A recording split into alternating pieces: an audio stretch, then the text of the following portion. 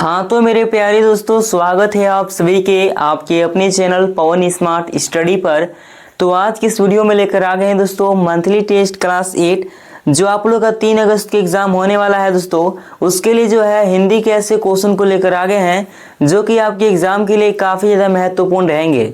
तो अंत तक बनेगा वीडियो में। अगर वीडियो पसंद लगेगी दोस्तों तो वीडियो कर दीजिएगा लाइक एंड चैनल पर नए होंगे चैनल को सब्सक्राइब कर बेल आइकन को भी ऑल जरूर कर लीजिएगा। और हाँ दोस्तों, अभी तक आप टेलीग्राम चैनल व्हाट्सएप चैनल पर नहीं जुड़े होंगे तो उसका जो लिंक डिस्क्रिप्शन बॉक्स में दिया हुआ है आप वहां से जुड़ सकते हैं। चलिए तो वीडियो को स्टार्ट करते हैं दोस्तों। देख लीजिए, ये जो रहने वाला है जनरल स्कूल के लिए रहने वाला है, ठीक है। कक्षा की बात करें तो 8 रहेगा दोस्तों, विषय आप लोग का हिंदी रहेगा। पूर्णांक की बात करें तो 20 रहता है, समय आप लोग का 1 घंटा रहता है, ठीक है। अब चलिए हम लोग वो क्वेश्चन को देख लेते हैं कि वो क्वेश्चन कौन है जो कि आपके एग्जाम के लिए काफ़ी ज़्यादा महत्वपूर्ण है दोस्तों, ठीक है। चलिए देख लेते हैं। देख लीजिए दोस्तों, वो क्वेश्चन यही है, ठीक है, जो कि आपके एग्जाम्स के लिए काफ़ी ज़्यादा महत्वपूर्ण है, जिसमें सबसे पहले जो आप लोग का 5 ऑब्जेक्टिव क्वेश्चन देखने को मिलेगा, ठीक है। चलिए हम लोग देख लेते हैं दोस्तों। तो ये देख लीजिए, पहला क्वेश्चन क्या कर रहा है, ध्यान देंगे आप लोग। बड़े भाई साहब पाठ के लेखक कौन है, ठीक है ना। जो बड़े भाई साहब पाठ है उसके लेखक का नाम पूछा है दोस्तों। तो यहाँ पर ऑप्शन देख लीजिए क्या क्या दिया है। ए में है दोस्तों रामचंद्र शुक्ल, बी में है प्रेमचंद, सी में है जयशंकर प्रसाद और डी में है दोस्तों वंशीधर श्रीवास्तव, ठीक है। तो इसका जो आंसर हो जाएगा दोस्तों वो हो जाएगा आप लोग का ऑप्शन नंबर बी, प्रेमचंद है। कौन है दोस्तों, प्रेमचंद है। तो ऑप्शन नंबर बी जो आप लोग का राइट आंसर हो जाएगा, ठीक है। चलिए आगे बढ़ते हैं। क्वेश्चन नंबर सेकंड में देख लीजिए क्या है। अशोक का शस्त्र त्याग एकांकी में किस प्रसिद्ध ऐतिहासिक युद्ध का वर्णन है, ठीक है ना। तो देख लीजिए इसका ऑप्शन क्या क्या दिया है। ए में दिया है कुरुक्षेत्र का युद्ध, बी में है कलिंग का युद्ध, सी में है पानीपत का युद्ध और डी में है बक्सर का युद्ध है। क्या है दोस्तों, बक्सर का युद्ध। तो यहाँ पर जो हो जाएगा आप लोग का दोस्तों कलिंग का युद्ध हो जाएगा, क्योंकि इसमें पूछा क्या था कि अशोक का शस्त्र त्याग एकांकी में किस प्रसिद्ध ऐतिहासिक युद्ध का वर्णन है ना। कहाँ शस्त्र त्याग किए थे, तो ये कलिंग का युद्ध में दोस्तों। तो ऑप्शन नंबर बी जो आप लोग का यहाँ पर राइट आंसर हो जाएगा, ठीक है ना। चलिए आगे बढ़ते हैं। क्वेश्चन नंबर 3 नंबर में देख लीजिए क्या है। बड़े भाई साहब अपने छोटे भाई साहब से उम्र में कितने वर्ष बड़े थे। तो यहाँ पर ऑप्शन दे रखा है। ए में दिखा है दोस्तों 3 वर्ष, बी में है 4 वर्ष, सी में है 5 वर्ष और डी में है 6 वर्ष। तो यहाँ पर हो जाएगा दोस्तों आप लोग का ऑप्शन नंबर सी, 5 वर्ष बड़े थे, है ना। यहाँ पर ऑप्शन नंबर सी जो आप लोग का राइट आंसर हो जाएगा। चलिए आगे देख लीजिए क्वेश्चन नंबर 4 नंबर में देख लीजिए क्या क्वेश्चन कह रहा है। कलिंग महाराज की कन्या का क्या नाम था जो स्त्रियों की सेना लेकर युद्ध के मैदान में उतरी थी, ठीक है। तो यहाँ पर ऑप्शन देख लीजिए। ए में दे रखा है पद्मा, बी में है लक्ष्मीबाई, सी में है दुर्गा और डी में है दोस्तों अहिल्या, ठीक है। तो यहाँ पर जो हो जाएगा आप लोग का हो नंबर ए, पद्मा जो यहाँ पर राइट आंसर हो जाएगा दोस्तों, है ना। चलिए आगे बढ़ते हैं। ऑब्जेक्टिव का अंतिम क्वेश्चन यानी क्वेश्चन नंबर 5 देख लीजिए क्या है। बड़े भाई साहब जो है ना दिन रात आंखें फोड़कर क्यों पढ़ते थे। तो इसका ऑप्शन देख लीजिए क्या क्या दिया है। ए में है क्योंकि उन्हें पढ़ने का बहुत शौक था, बी में है क्योंकि वे कक्षा में प्रथम आना चाहते थे, सी में है अपने पिता के डर से और अपनी बुनियादी मजबूत करने के लिए, है ना, और डी में है दोस्तों क्योंकि उनका छोटा भाई बहुत पढ़ता था। तो यहाँ पर हो जाएगा दोस्तों आप लोग का ऑप्शन नंबर सी, अपने पिता के डर से और अपनी बुनियाद मजबूत करने के लिए। ऑप्शन नंबर सी जो यहाँ पर राइट आंसर हो जाएगा, ठीक है। तो इस प्रकार से दोस्तों हम लोग 5 ऑब्जेक्टिव क्वेश्चन को देख लिए। अब चलिए हम लोग सब्जेक्टिव क्वेश्चन को भी देख लेते हैं। उससे पहले दोस्तों अगर आपको वीडियो पसंद लग रही है तो वीडियो को लाइक कर चैनल को सब्सक्राइब कर लेंगे, ठीक है। चलिए आगे देख लेते हैं दोस्तों सब्जेक्टिव क्वेश्चन को भी, ठीक है ना। तो ये देख लीजिए दोस्तों सेक्शन बी जो कि है अति लघु उत्तरीय प्रश्न, है ना, जिसमें क्वेश्चन नंबर 6 देख लीजिए क्या कर रहा है। ध्यान देंगे आप लोग क्वेश्चन को। क्या है कि छोटा भाई जब टाइम टेबल यानी समय सारणी बनाता था तो उसमें किस चीज़ की कमी रह जाती थी और क्यों, ठीक है। तो यहाँ पर देख लीजिए इसका आंसर क्या लिखेंगे आप लोग। छोटा भाई टाइम टेबल में पढ़ाई के हर विषय को शामिल करता था लेकिन उसमें खेल कूद के लिए कोई समय नहीं रखता था।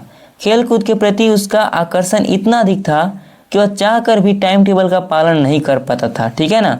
तो यही आप लोग का हो गया क्वेश्चन नंबर 6 का उत्तर दोस्तों। आगे देख लीजिए क्वेश्चन नंबर 7 में क्या दे रखा है, ध्यान देंगे आप लोग। सम्राट अशोक ने युद्ध के मैदान में शस्त्र क्यों त्याग दिए। तो इसका उत्तर देख लीजिए क्या है। कलिंग के विनाशकारी युद्ध में लाखों लोगों की मृत्यु देखकर अशोक का हृदय परिवर्तन हो गया था। जब राजकुमारी पद्मा स्त्रियों की सेना लेकर आई तो अशोक ने स्त्रियों पर हाथ उठाना धर्म के विरुद्ध मानकर और अहिंसा का मार्ग अपनाने के लिए शस्त्र त्याग दिए। ठीक है, तो यही आप लोग का हो गया दोस्तों क्वेश्चन नंबर 7 का उत्तर। चलिए आगे देख लीजिए दोस्तों सेक्शन सी, जो कि है लघु उत्तरीय प्रश्न। क्वेश्चन नंबर 8 देख लीजिए। बड़े भाई साहब छोटे भाई को क्या सलाह देते थे और उनका डांटना फटकारना छोटे भाई के लिए किस प्रकार लाभदायक सिद्ध हुआ। ठीक है, तो इसका उत्तर देख लीजिए क्या होगा। बड़े भाई साहब छोटे भाई को हमेशा खेल कूद छोड़कर मन लगाकर पढ़ने और समय बर्बाद न करने की सलाह देते थे। उनका डांटना फटकारना छोटे भाई के लिए एक सुरक्षा कवच की तरह था।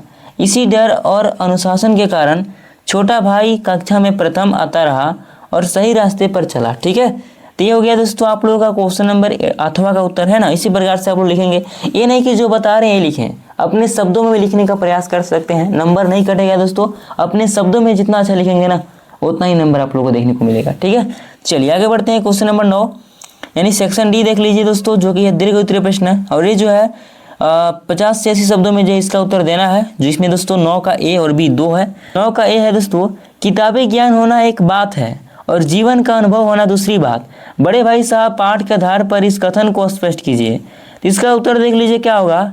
पाठ में प्रेमचंद ने यह स्पष्ट किया है कि केवल कक्षा पास कर लेना या किताबें रट लेना ही ज्ञान नहीं है, असली ज्ञान जीवन के अनुभवों से आता है। बड़े भाई साहब कक्षा में भले ही फेल हो जाते थे, लेकिन उन्हें दुनियादारी, माता पिता के त्याग और जीवन की कठिनाइयों का अपने छोटे भाई से कहीं अधिक अनुभव था। उन्होंने अम्मा और दादा का उदाहरण देकर जो है ना समझाया कि वे चाहे जितने पढ़े लिखे न हो, पर उनका जीवन का अनुभव हमेशा हमसे बड़ा रहेगा। ठीक है, तो यही आप लोग का 9 का ये हो गया दोस्तों। 9 का बी नंबर देख लीजिए क्या है। पाठ के अंत में बड़े भाई साहब ने छोटे भाई से गले मिलकर क्या कहा। तो इसका उत्तर देख लीजिए क्या होगा। पाठ के अंत में जब छोटा भाई पतंग उड़ाते समय बड़े भाई साहब से टकरा जाता है, तब बड़े भाई साहब उसे गले लगा लेते हैं। वे भावुक होकर कहते हैं कि वे छोटे भाई को पतंग उड़ाने से मना नहीं करते, उनका भी मन करता है, लेकिन अगर वे खुद ही सही रास्ते से जो है ना क्या दोस्तों भटक जाएंगे तो छोटे भाई की रक्षा कैसे करेंगे। बड़े भाई होने के नाते उसका मार्गदर्शन करना उनका कर्तव्य है। ठीक है, तो यही आप लोगों का हो गया दोस्तों तो 9 का बी। अब चलिए 10 नंबर देख लेते हैं। इसमें भी जो है 2 क्वेश्चन है। अशोक का शस्त्र त्याग एकांकी से संबंधित प्रश्न है दोस्तों। इसमें ए नंबर में है अशोक का शस्त्र त्याग एकांकी से हमें क्या संदेश मिलता है।